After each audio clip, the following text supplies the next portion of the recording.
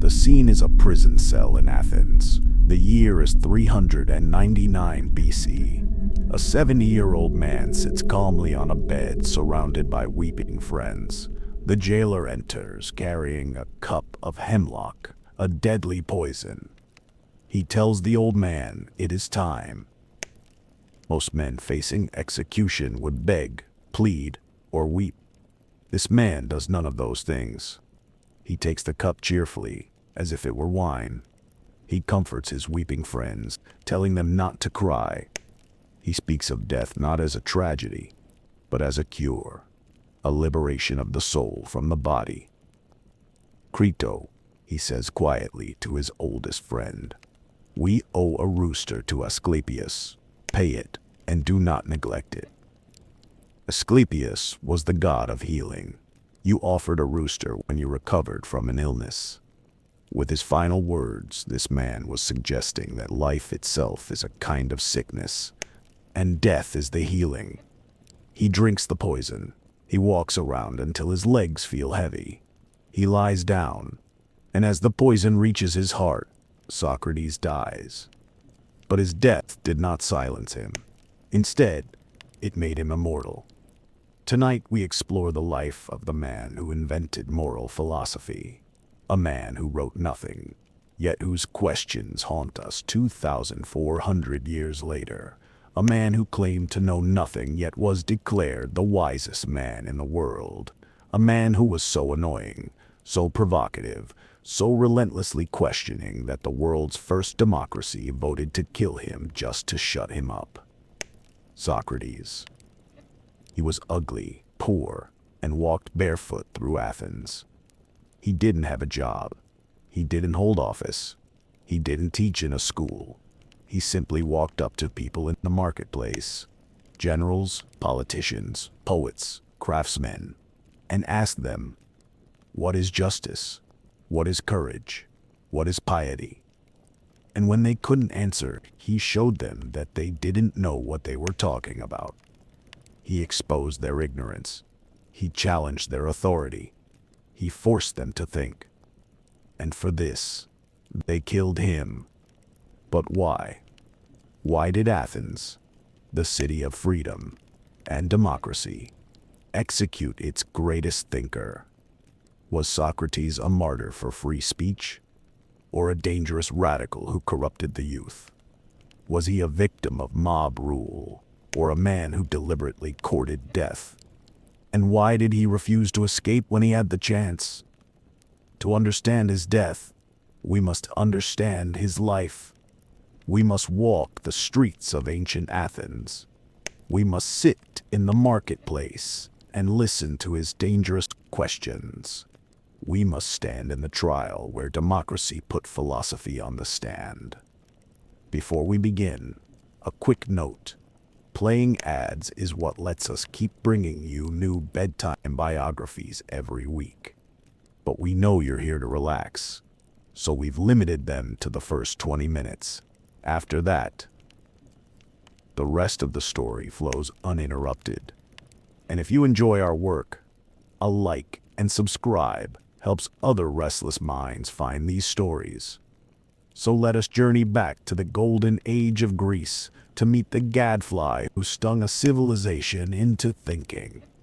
This is the story of why Socrates died for his ideas. To understand Socrates, we must first understand the city that made him and the city he would eventually challenge. Athens, in the 5th century BC, was not just a city. It was an explosion of human potential unlike anything the world had ever seen. Socrates was born in 469 BC, just a decade after Athens had led the Greeks to victory against the mighty Persian Empire. He grew up in a city drunk on its own power and glory. Under the leadership of Pericles, Athens built the Parthenon, that magnificent temple to Athena that still crowns the Acropolis. It produced the tragedies of Aeschylus, Sophocles, and Euripides. It developed democracy to its most radical extent, allowing ordinary citizens to vote directly on laws and serve on juries. But Athens was also an empire. It controlled the Delian League, an alliance of Greek city-states that effectively became Athenian subjects. Athens demanded tribute, suppressed rebellions, and used the money to beautify itself. It was a city of contradictions, a radical democracy at home that ruled as a tyrant abroad, a center of art and philosophy that relied on the labor of tens of thousands of slaves, a place of extraordinary freedom where women were kept in seclusion. Socrates was born into this vibrant, contradictory world. His father, Sophroniscus, was a stonemason or sculptor. His mother, Phainarete, was a midwife. Socrates would later joke that he followed his mother's profession. He didn't give birth to ideas himself, but he acted as a midwife, helping others deliver their own ideas. He was not an aristocrat. He was a citizen of the middle class, expected to work, fight in the army, and participate in the assembly. We know little about his early life, but he probably received the standard Athenian education: gymnastics for the body, music, and poetry for the soul. He learned to read Homer, to play the lyre, to wrestle in the gymnasium. But from a young age, Socrates was different. He was physically robust, capable of enduring immense hardship. He could go without food or sleep longer than anyone else. He could drink everyone under the table without getting drunk. He walked barefoot in winter. He wore the same simple cloak year-round. He was also notably ugly by Greek standards. Greeks valued physical beauty, associating it with moral goodness. Kalos, kagathos. Socrates had bulging eyes, a snub nose, and a large belly. He looked like a satyr, a half-goat nature spirit, associated with lust and drunkenness. Yet beneath this ugly exterior lay a mind of terrifying clarity and a soul of unmatched beauty. In his youth, Socrates studied the natural philosophers, thinkers like Anaxagoras, who tried to explain the universe through physical causes rather than gods. They asked, "What is the world made of? Is it water, air, fire, atoms?" But at some point, Socrates turned away from these questions. He realized that knowing whether the earth is flat or round, or whether rain comes from Zeus or from clouds, doesn't tell us how to live. It doesn't tell us what is good or bad, right or wrong. So Socrates made a revolutionary turn. As the Roman philosopher Cicero later said, Socrates called philosophy down from the sky and established it in the cities, and introduced it even into the houses, and compelled it to inquire about life and manners and good and bad things. He stopped asking about the stars and started asking about the soul. He stopped asking what the world is made of and started asking what a good life is made of. This was the Socratic turn, and it changed the history of human thought forever. Socrates didn't have a job in the conventional sense. He didn't charge fees for his teaching, unlike the sophists, professional teachers who traveled from city to city teaching rhetoric and persuasion to wealthy young men. Socrates despised the sophists. He thought they taught people how to argue, not how to find the truth. They claimed to make people clever. Socrates wanted to make them good. So how did he spend his days? He walked.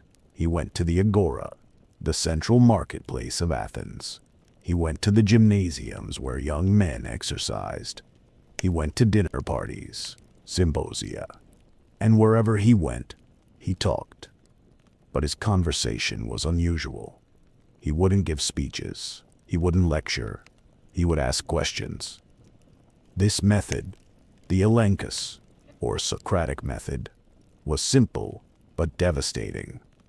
He would find someone who claimed to know something, A general who claimed to know what courage is? A priest who claimed to know what piety is? A politician who claimed to know what justice is? Tell me, Socrates would say, acting humble and ignorant, since you are an expert, what is courage? The general would give an example. Courage is standing your ground in battle. But what about a general who retreats to lure the enemy into a trap? Socrates would ask. Is he not courageous? Yes, of course. So courage isn't just standing your ground. It must be something else. What is the definition that covers all cases? The general would try again. Socrates would find a contradiction. The general would try a third time. Socrates would find another contradiction. Eventually, the general would be forced to admit, I don't know what courage is. This state of realizing you don't know what you thought you knew is called aporia, perplexity, or puzzlement. For Socrates, this was the first step to wisdom. You can't learn anything if you think you already know it. Only by admitting ignorance can you begin to seek truth. Socrates explained his mission with a famous story. His friend Chaerephon went to the Oracle of Delphi, the most sacred religious site in Greece, and asked the Pythia, the priestess, is there anyone wiser than Socrates? The oracle answered, no one is wiser. When Socrates heard this, he was baffled. I know that I know nothing, he thought. So how can I be the wisest? He decided to prove the oracle wrong. He went to the politicians, the poets, and the craftsmen, people who had reputations for wisdom. He questioned them, and he discovered something terrible. The politicians thought they were wise, but they weren't. The poets wrote beautiful things, but couldn't explain their meaning. The craftsmen knew their specific trades, but thought this made them experts on everything else. I am wiser than this man, Socrates concluded. Neither of us knows anything really beautiful and good, but he thinks he knows something when he doesn't. I, on the other hand, since I don't know, don't think I do. In this one small thing, at least, I am wiser, that I do not think I know what I do not know. This was Socratic ignorance, and it was a dangerous kind of wisdom. It meant exposing the ignorance of powerful men in public. It meant showing the youth that their elders, the leaders of the city, were actually fools. Young aristocratic men loved this. They followed Socrates around, enjoying the spectacle of him taking down pompous authority figures. They imitated his questioning style. They became his unofficial students. But the men he questioned, the politicians, the poets, the influential citizens, didn't enjoy it. They felt humiliated. They felt threatened. They began to whisper that Socrates was a troublemaker, a corrupter, a man who undermined traditional values. Socrates compared himself to a gadfly, a horsefly that stings a lazy horse. Athens, he said, is like a great and noble horse, which is sluggish because of its size and needs to be stung into action. God has sent me to attach myself to the city, and all day long, and in all places, I am constantly fastening upon you, arousing and persuading and reproaching you. But horses don't like gadflies.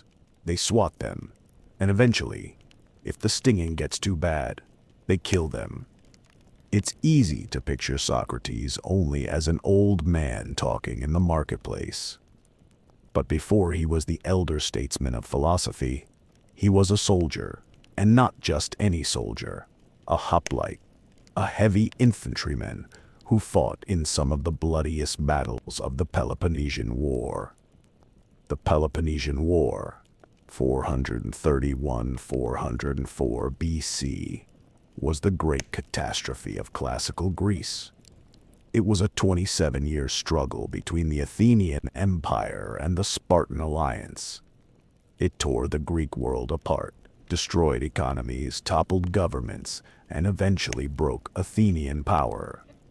Socrates fought in three major campaigns: Potidæa, 432–430 BC, Delium, 424 BC, and Amphipolis, 422 BC. By all accounts, he was a terrifyingly effective soldier. At the siege of Potidæa in northern Greece, the Athenian army suffered from bitter cold, while other soldiers wrapped themselves in felt and fleece. Complaining about the frost, Socrates marched barefoot through the ice in his usual thin cloak. He seemed immune to cold. During this campaign, he also displayed his legendary capacity for concentration. One morning, he started thinking about a problem. He stood still, lost in thought. Noon came, and he was still standing there. Evening came. Soldiers brought their bedding out to watch him. He stood there all night, motionless. Only when the sun rose the next morning did he say a prayer to the sun and walk away. He had stood thinking for 24 hours. But his most famous moment came at the Battle of Delium in 424 BC. It was a disastrous defeat for Athens. The Athenian line broke, and the army fled in panic. Most soldiers threw away their shields and ran. Not Socrates. He retreated slowly, calmly, carrying his shield and weapons. The general Laius, who was also retreating, later said that if everyone had fought like Socrates, Athens wouldn't have lost. Alcibiades, a brilliant and beautiful young aristocrat, who was in love with Socrates, and whom we'll meet again, described the scene. He was walking exactly as he does here in Athens, stalking like a pelican, his eyes darting from side to side, quietly looking out for friends and foes alike, making it plain to everyone even from a distance that if you attacked this man, he would put up a stiff resistance. Because he looked so dangerous and calm, the enemy soldiers left him alone and chased the ones who were running. Socrates saved Laches' life and Alcibiades' life during these retreats. This matters. It shows that Socrates wasn't a coward or a physical weakling. He wasn't a detached intellectual living in an ivory tower. He was a citizen who did his duty. He fought for his city. He risked his life for Athens. This makes his later trial even more tragic. When Athens eventually turned against him, they weren't turning against an outsider or a traitor. They were killing one of their own veterans, a man who had bled for the democracy that now wanted him dead. It also shows that Socrates' courage wasn't just physical. The same steadiness he showed at Delium, refusing to panic when everyone else was running, was the steadiness he showed in philosophy. When everyone else was panicked by social pressure, or angry mobs, or threat of death, Socrates stood his ground. He followed the argument, logos, wherever it led, just as he held his position in the phalanx. Physical courage and moral courage were, for him, the same virtue. The Peloponnesian War ended in 404 BC with the total defeat of Athens. The Spartan navy blockaded the city. The people starved. Finally, Athens surrendered. The Spartans tore down the long walls, the fortifications that connected Athens to the sea, while flute girls played music. It was the end of the Athenian Empire. Democracy, which had led Athens into this disaster, was discredited. The Spartans installed a pro-Spartan oligarchy to rule Athens. They were called the 30 Tyrants.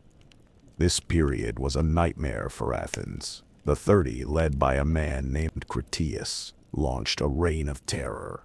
They executed political opponents. They confiscated property. They murdered perhaps 1,500 Athenians, more than the Spartans had killed in the last 10 years of the war. Here is the problem for Socrates.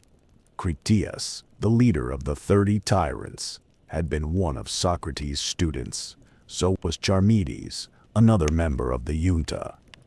Critics would later ask, if Socrates taught virtue, why were his students such monsters? Did his questioning of traditional morality undermine their respect for law and justice? Did he teach them to despise democracy and admire Spartan authoritarianism? Socrates stayed in Athens during the tyranny. He didn't flee like many Democrats, but he didn't collaborate either. In fact, he defied the tyrants at the risk of his life. The 30 tried to implicate honest citizens in their crimes to spread the guilt. They summoned Socrates and 4 others to the Tholos, the government headquarters, and ordered them to go to Salamis to arrest Leon the Salaminian, a wealthy Democrat, so he could be executed and his property seized. The 4 other men obeyed. They went to Salamis and arrested Leon. Socrates did not. He simply went home.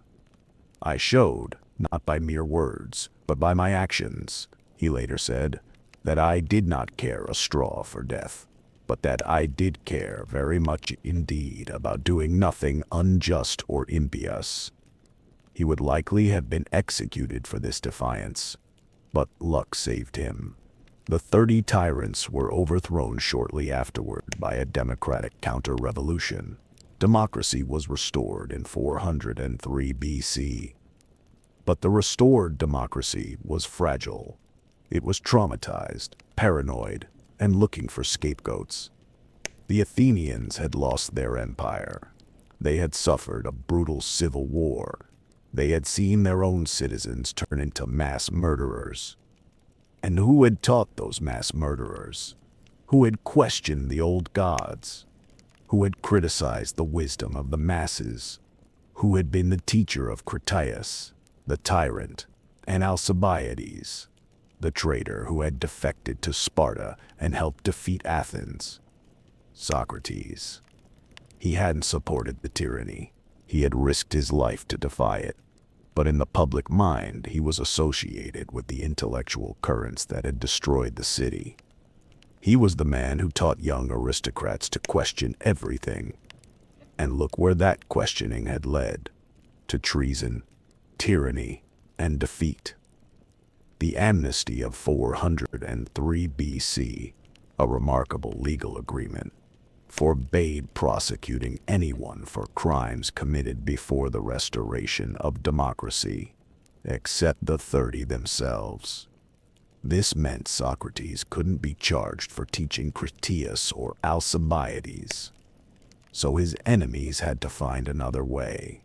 They had to charge him with something he was doing now, something religious, something vague enough to stick.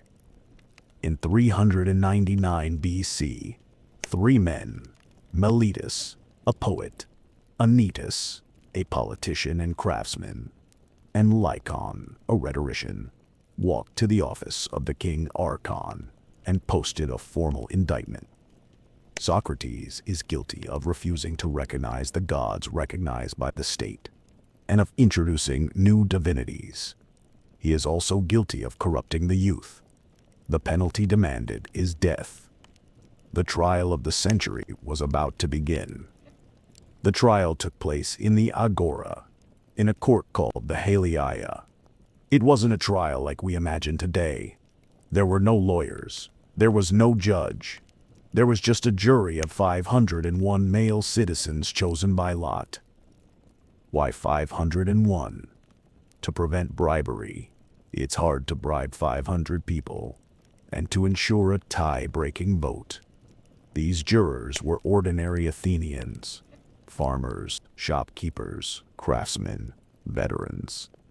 They sat on wooden benches listening to the speeches, eating their lunches, shouting their approval or disapproval. The accusers spoke first. Meletus, Anytus, and Lycon argued that Socrates was a dangerous influence. They claimed he didn't believe in the city's gods, They claimed he taught young men to disrespect their fathers. They claimed his inner voice, his daimonion, was a fake god.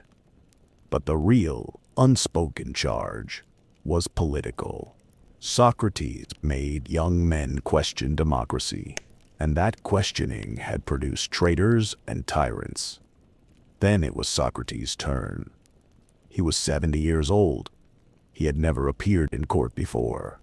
The standard defense strategy in Athens was to be humble, to flatter the jury, to weep, to bring your wife and children into court to beg for mercy. Socrates did none of that. Instead, he gave a speech that remains the most famous defense in history, the apology, from the Greek apologia, meaning defense, not apology, in the modern sense.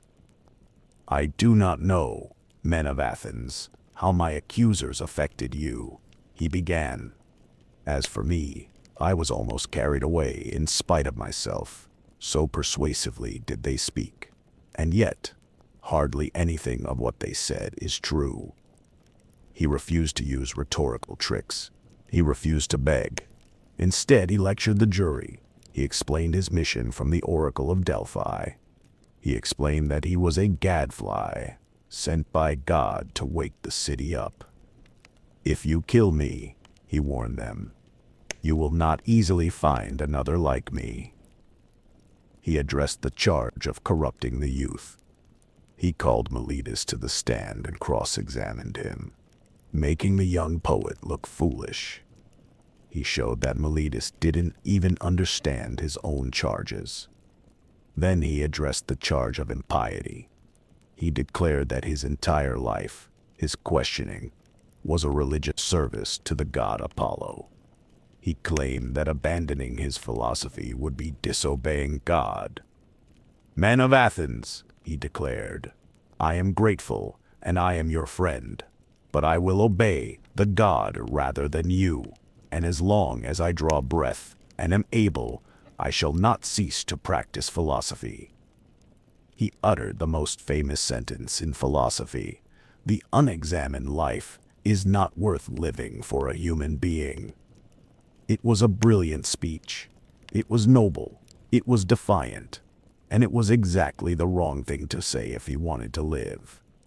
By lecturing the jury, by claiming moral superiority, by refusing to show humility, Socrates irritated them. He sounded arrogant. He sounded like the very elitist intellectual they suspected him of being. The vote was taken. Jurors dropped bronze discs into urns. The result was announced. Guilty, 280. Not guilty, 221.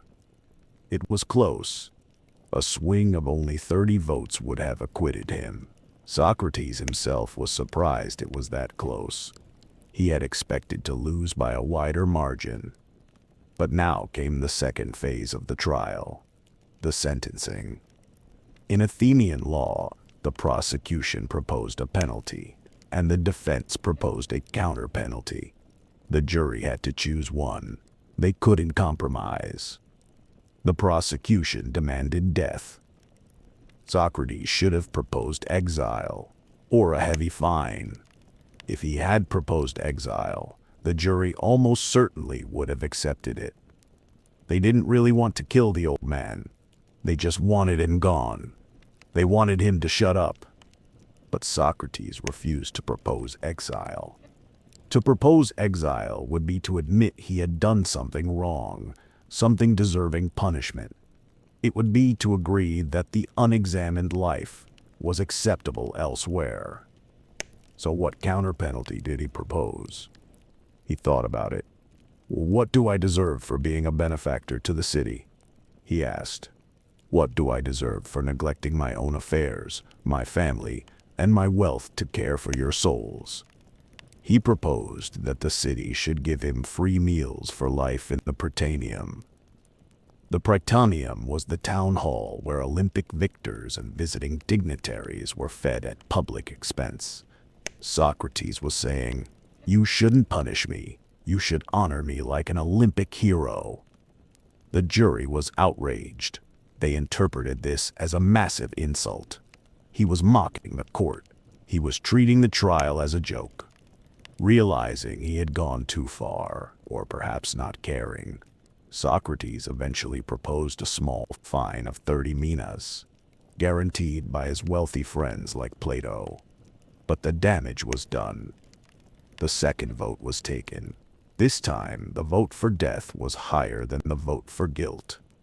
Death, 360. Life, 141. 80 people who had voted him innocent now voted to kill him. He had annoyed them into executing him. Socrates stood before them one last time. He wasn't afraid. He told those who voted for his death that they were harming themselves more than him. "You are killing me because you want to escape the accuser, the one who questions your life," he said. "But you will not escape. Others will come, younger and harsher critics. The only way to escape criticism is not to kill the critic, but to improve yourselves." He turned to his friends. "We go our ways, I to die, and you to live. Which is better? Only God knows." He was led away to prison. The democracy had spoken. Philosophy had been condemned. Normally in Athens, execution happened immediately after sentencing. The condemned man was led away, given the poison, and that was it. But for Socrates, fate intervened.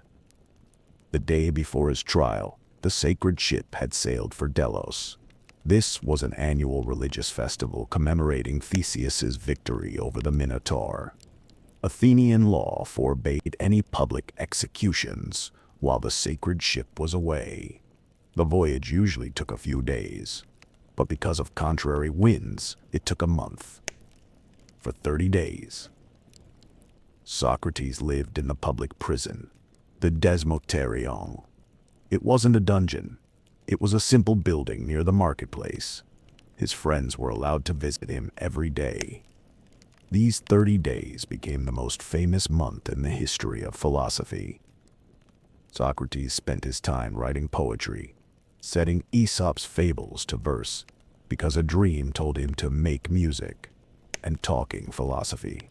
His friends, Crito, Phaedo, Plato, and others, visited him constantly. They were devastated. He was cheerful. They couldn't understand it. Why wasn't he afraid? Why wasn't he trying to escape? Crito, his oldest and wealthiest friend, came to him one morning before dawn. Socrates was sleeping peacefully. Crito watched him, amazed that a man about to die could sleep so soundly. When Socrates woke, Crito made his pitch. He had arranged everything. He had bribed the jailer. He had friends in Thessaly who would welcome Socrates. Escape was easy. It was safe. "Think of your children," Crito argued. "If you die, they will be orphans. Think of your friends. People will say we were too cheap to save you. Think of justice. You are letting your enemies win by killing you. It's not right to throw your life away when you can save it." It was a persuasive argument. Most people would have taken the deal. Exile in Thessaly wasn't ideal, but it was better than death. But Socrates refused, and his refusal is one of the foundational moments of Western ethics. He engaged Crito in one last philosophical dialogue. "We must not ask what people will say," Socrates argued. "We must ask what is right." He imagined the laws of Athens coming to speak to him. The laws reminded him that they had birthed him, educated him, and protected him for 70 years. By living in Athens, he had entered into a tacit contract to obey its laws. If he didn't like the laws, he could have left at any time, but he stayed. "Now," the law said, "because the verdict went against you, you want to break the contract? You want to destroy the laws? If every citizen decided to ignore court verdicts they didn't like, would any state survive?" Socrates concluded that escaping would be responding to injustice with injustice.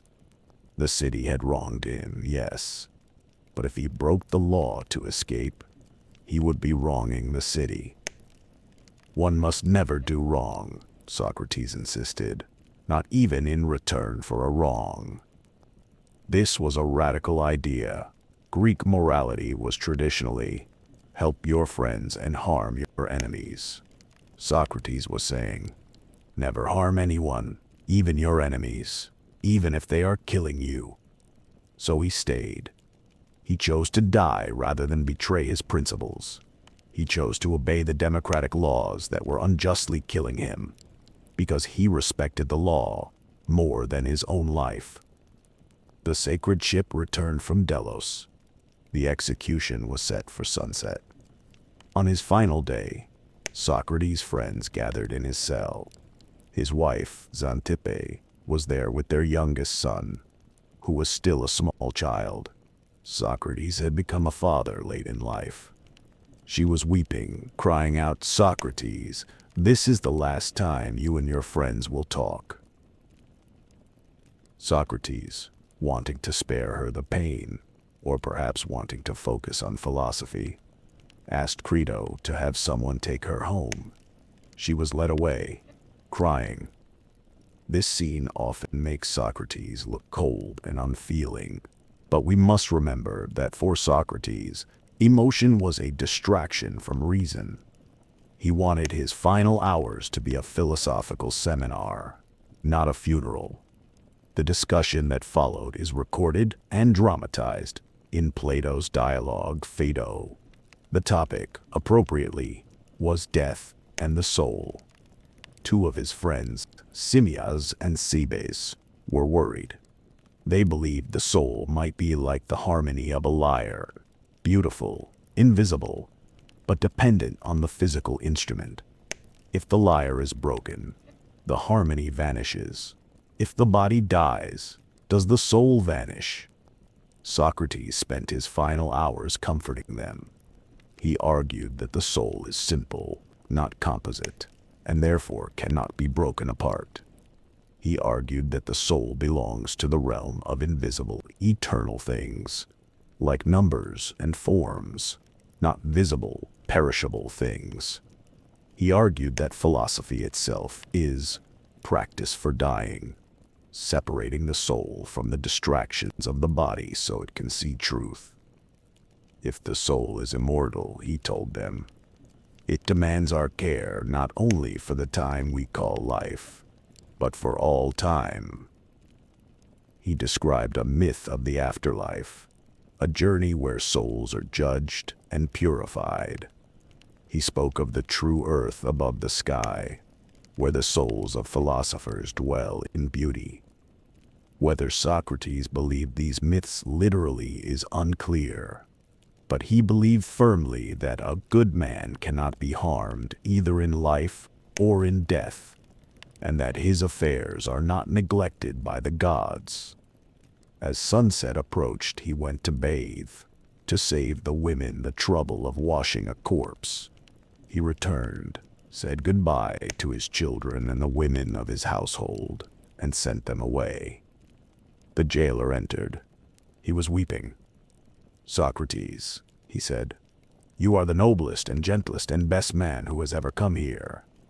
Then came the poison. Hemlock, Conium maculatum, is a nasty way to die. It causes ascending paralysis. First the feet go numb, then the legs, then the heavy thighs. Eventually, the paralysis reaches the respiratory muscles, and you suffocate. It's usually accompanied by nausea, convulsions, and vomiting. But Plato describes a peaceful death. Socrates drank the cup without trembling. He walked around until his legs felt heavy. He lay down. He covered his face. His friends broke down. Apollodorus wailed uncontrollably. Socrates uncovered his face. "What is this?" he scolded them. "I sent the women away mainly to avoid such a scene, for I have heard one should die in silence. So be quiet and be brave." These were the last words of the man who loved words. He covered his face again. A few moments later, he uncovered his face one last time for his final cryptic instruction. Crito, we owe a rooster to Asclepius. Pay it, and do not neglect it. Crito promised. Is there anything else? There was no answer. Socrates was dead. Such was the end of our comrade, Plato wrote. A man who, we would say, was of all those we have known the best, and also the wisest and the most upright. Socrates died in 399 BC. He left behind no books, no essays, no letters. He believed that writing was inferior to speaking. Writing, he said in Plato's Phaedrus, is like a painting. The figures stand there as if they are alive. But if you ask them a question, they preserve a solemn silence. He wanted living dialogue, not dead text. So how do we know anything about him? We rely on three main sources, and they paint three very different pictures. This is known as the Socratic problem. First, there is Aristophanes, the comic playwright. In his play The Clouds, performed in 423 BC, 24 years before the trial, he depicts Socrates as a ridiculous clown who runs a thinkery, hangs in a basket to study the sun, and teaches young men how to beat their fathers. This was a caricature, but it shows how the public saw him. A weirdo intellectual and a fraud. This play likely contributed to the prejudice that eventually killed him. Second, there is Xenophon, a soldier and historian. He portrays Socrates as a helpful, pious, practical moral teacher, a kind of glorified advice columnist. Xenophon's Socrates is boringly conventional. If Socrates were truly this boring, it's hard to see why anyone would execute him. Third, and most importantly, there is Plato. Plato was 28 years old when Socrates died. He was a brilliant aristocrat, a wrestler, and a poet who had fallen under Socrates' spell. The death of his teacher traumatized him. He abandoned his political ambitions and devoted his life to philosophy and to preserving and reinventing Socrates. Plato wrote dialogues, plays where Socrates is the main character. In the early dialogues, Apology, Crito, Euthyphro, Plato probably gives us a fairly accurate picture of the historical Socrates, the questioner who claims ignorance and seeks definitions of virtue. But in the middle and later dialogues, Republic, Phaedo, Symposium, Socrates starts talking about metaphysical theories, like the forms, and political utopias that the real Socrates probably never held. Plato began using Socrates as a mouthpiece for his own developing philosophy. So the Socrates we know is largely a literary creation of Plato. But what a creation! Plato made Socrates the saint of rationalism. He made him the model of the philosophical life. Without Plato, Socrates might have been forgotten as just another eccentric Athenian. With Plato, he became the father of Western thought. Plato also did something else. He founded the Academy, located in a grove of olive trees outside Athens. It was the first university in the Western world. Its purpose was to continue the work Socrates began, to use reason to seek truth. So in a way, the execution backfired completely. By killing the man, Athens forced his students to write him down. They turned a local nuisance into a universal symbol. What happened to Athens after the execution? Did they feel safer? Did the moral corruption stop? No. According to later ancient biographers, like Diogenes Laertius, the Athenians soon regretted their decision. They felt ashamed.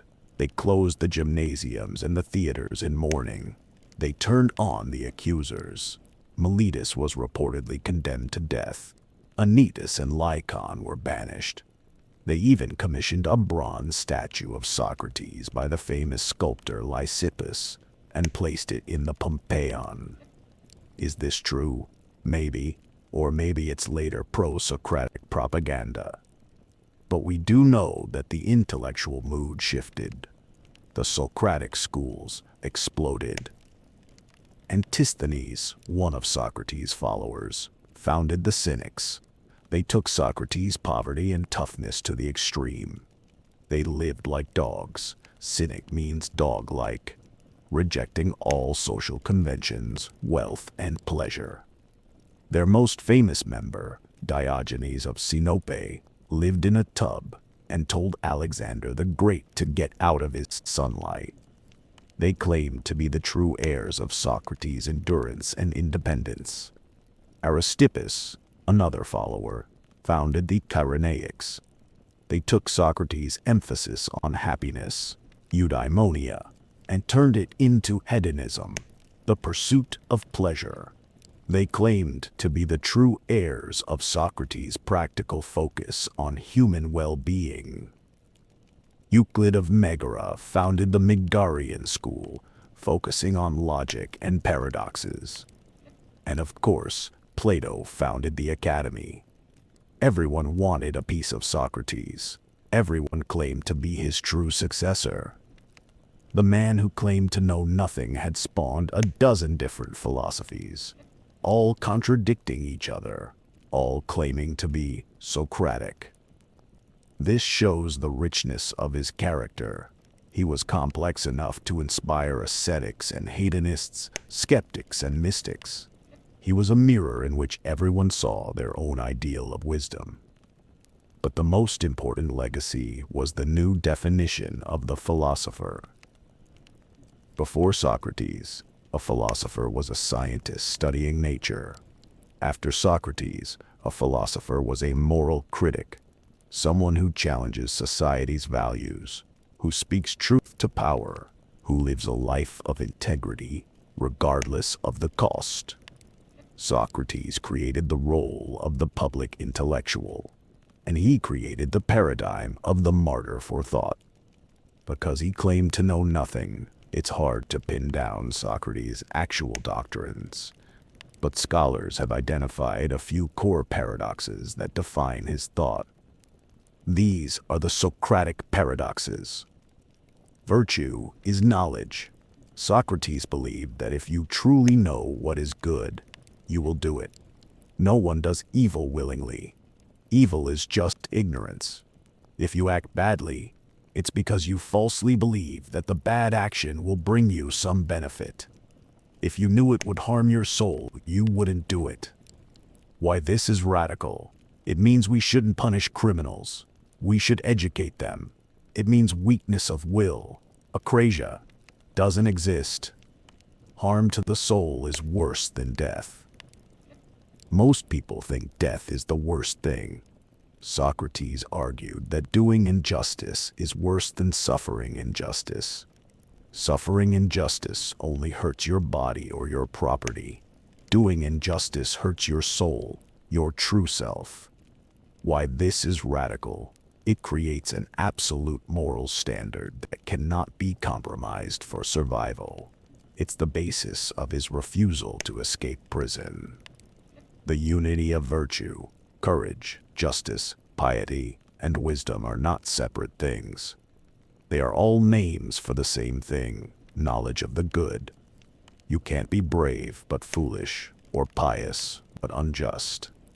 Why this is radical? It simplifies ethics into a single intellectual pursuit, the search for wisdom. Care of the soul. The most important task in life is to care for your soul, psyche, making it as good as possible. Wealth, reputation, and body are trivial compared to the state of your soul. Why this is radical? It challenges the values of almost every society in history, which prioritize wealth, power, and status. These ideas were revolutionary. They shifted the focus of human life from external success to internal integrity. They made ethics a matter of objective truth, not just social convention. and they remain challenging today. Do we really believe that doing wrong is worse than dying? Do we really believe that all evil is just ignorance? Socrates challenges us to take morality seriously, deadly seriously. His ghost haunted Rome, and later the Christian Church.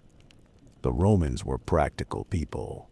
They liked engineers, soldiers, and lawyers. They generally suspected philosophy of being Greek nonsense. But they loved Socrates. Why? Because Socrates died for his principles. The Romans valued virtue, manliness, courage, and constantia, steadiness. Socrates' refusal to beg, his calmness in the face of death, his discipline, these were Roman virtues. Seneca, the Stoic philosopher and advisor to Emperor Nero, modeled his own life and death on Socrates. When Nero ordered Seneca to commit suicide, Seneca did it calmly, discussing philosophy with his friends until the end, consciously imitating the death of Socrates. To the Stoics, Socrates was the only man who had ever achieved the state of the sage, the perfectly wise and virtuous human being. Then came Christianity. You might think Christians would reject a pagan philosopher who questioned the gods, but early Christian thinkers like Justin Martyr and Augustine loved Socrates. They saw him as a Christian before Christ. Think about the parallels. Both Jesus and Socrates were teachers who wrote nothing. Both challenged the religious authorities of their time. Both were accused of corrupting the people. Both were executed by the state. Both forgave their executioners. Both died willingly for a higher truth.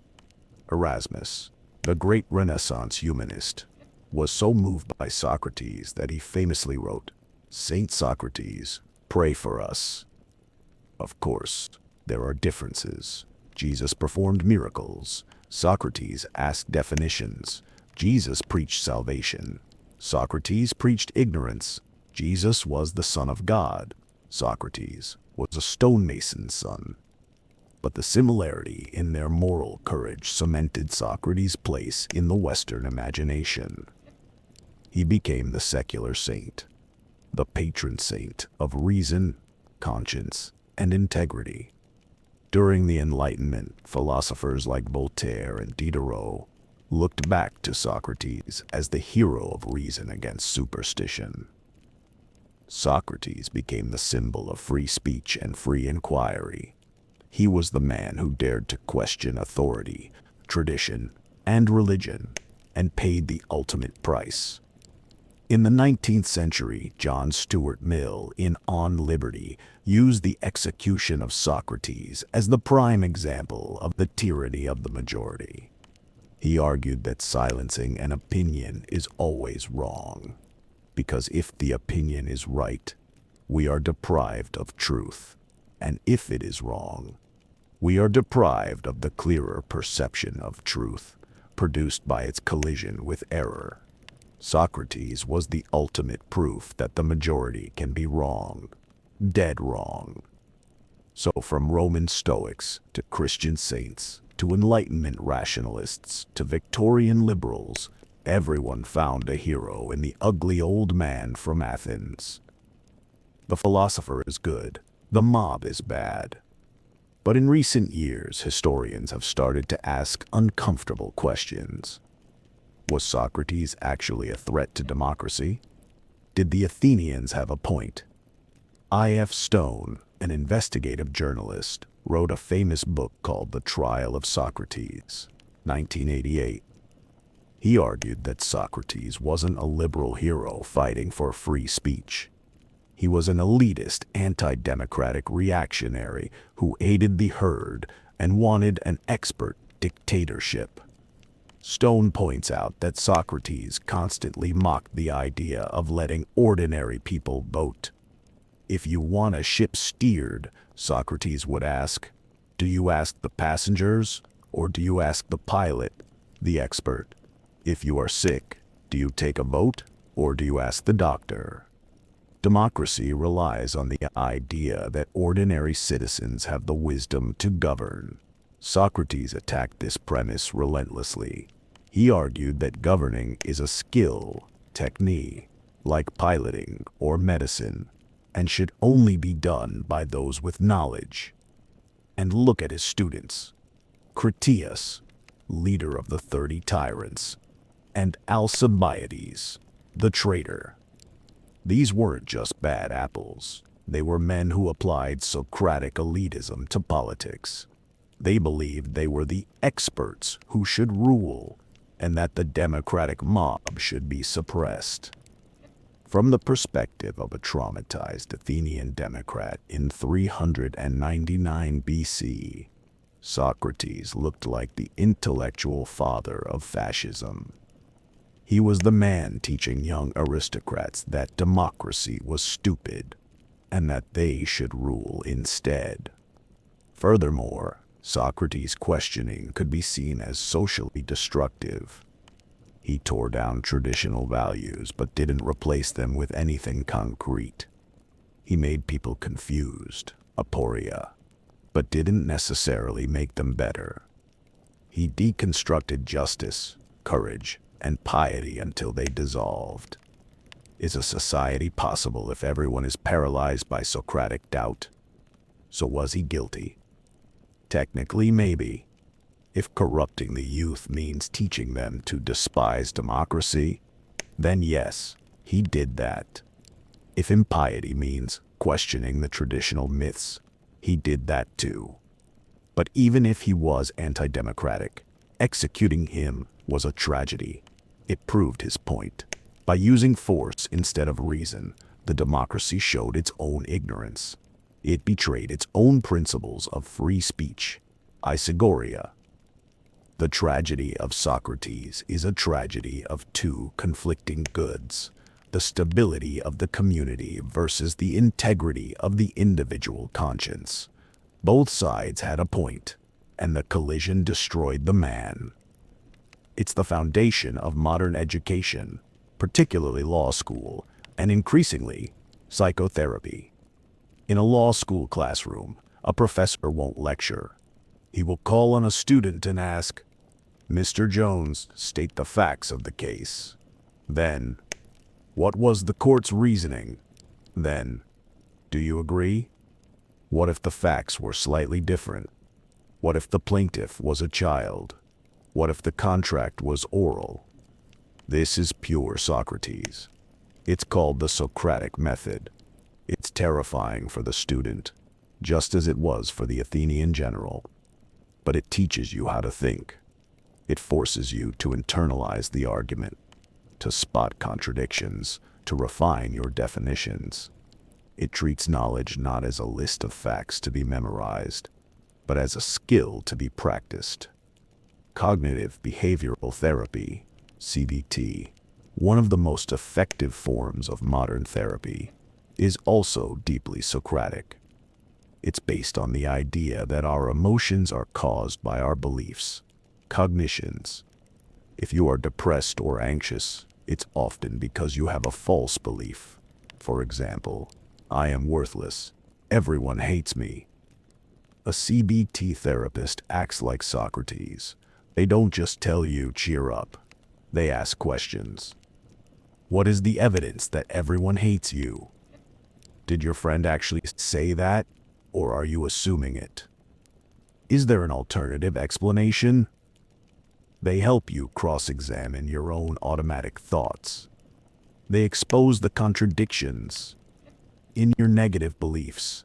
This is exactly what Socrates did in the Agora, healing the soul by correcting false beliefs. Socrates was the first cognitive therapist. Even in the age of AI and Google, the Socratic method matters. We have access to infinite facts, but facts aren't wisdom. We need the ability to question, to define, to evaluate sources, to spot logical fallacies. In a world of fake news and echo chambers, Socratic questioning is the ultimate survival skill. Socrates famously said, "The unexamined life is not worth living." What would he say about us?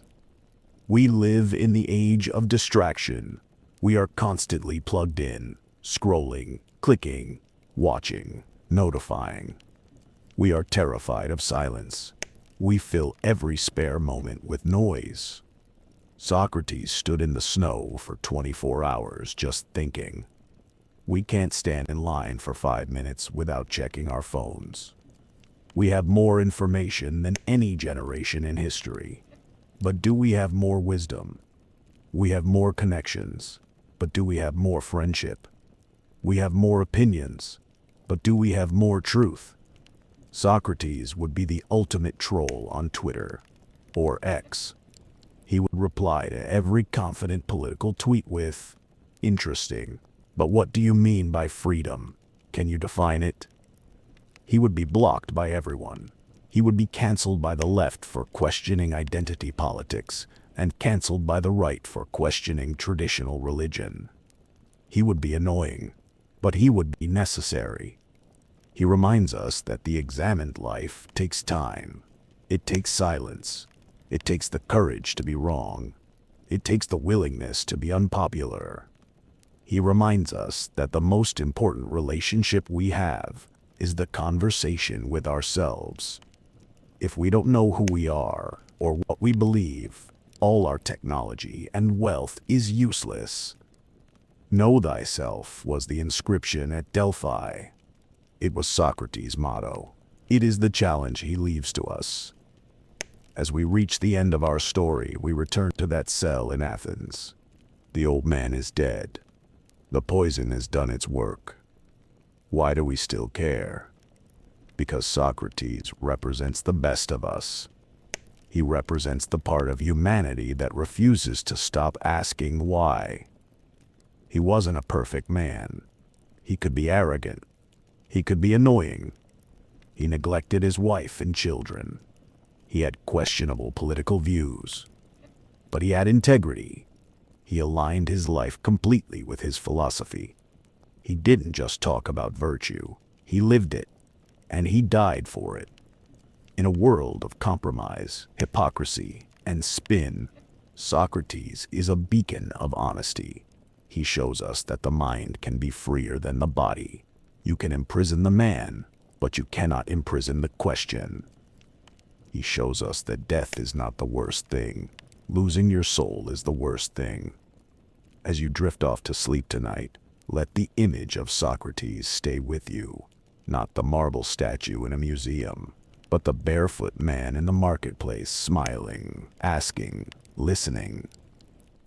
He invites you to examine your own life, not to judge yourself harshly, but to know yourself deeply, to ask the big questions, to seek the good. Maybe we can't all be philosophers, but we can all be a little more Socratic. We can admit what we don't know. We can listen more than we shout. We can value truth more than popularity. And in doing so, we'd keep the gadfly alive. Closing meditation. Music softens to a gentle, resolving chord. The sun sets over Athens. The Parthenon glows in the twilight. The noisy marketplace falls silent. The man who asked questions is gone, but the questions remain. What is good? What is true? How should we live? These are not questions with easy answers.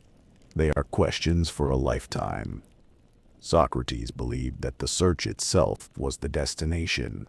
Philosophy wasn't about arriving at the final answer. It was about the journey of the soul toward the light. "I am not a teacher," he used to say.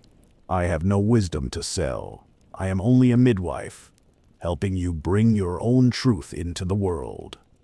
So tonight, as you sleep, trust your own mind.